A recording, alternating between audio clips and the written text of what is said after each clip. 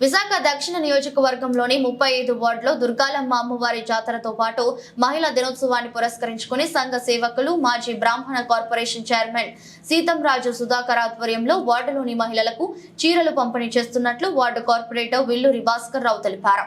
ఈ సందర్భంగానే గురువారం వార్డులోని మహిళలకు చీరలు పంపిణీ చేశారు. అనంతరం ఆయన మీడియాతో మాట్లాడుతూ మహాశివరాత్రి సందర్భంగా దుర్గాలమ్మ అమ్మవారి పండుగ నిర్వహిస్తున్న నేపథ్యంలో అమ్మవారికి సమర్పించే విధంగా సీతంరాజు సుధాకర్ చీరల పంపిణీ కార్యక్రమం చేపట్టారు. సంతోషకర విషయమన్నారు. ఈ కార్యక్రమంలో పలువురు వైసీపీ నాయకులు, కార్యకర్తలు, మహిళలు పాల్గొన్నారు.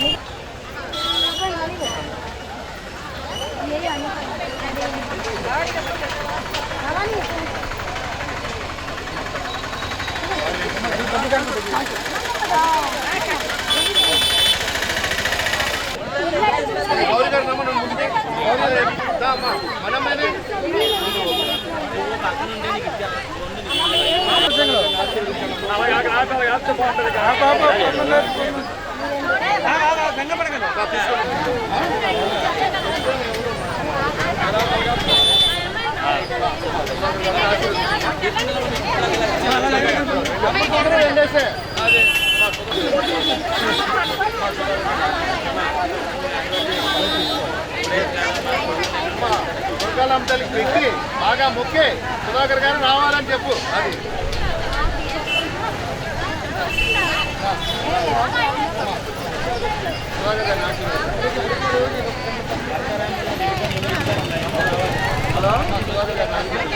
అమ్మవారికి ముక్కు పెట్టండి. సుధాకర్ బాబు గెలాలని చెప్పండి. సుధాకర్ గారిని సుధాకర్ బాబు సీట్ రావాలని మొక్కుకోండి, ఆయన గెలాలని మొక్కుకోండి.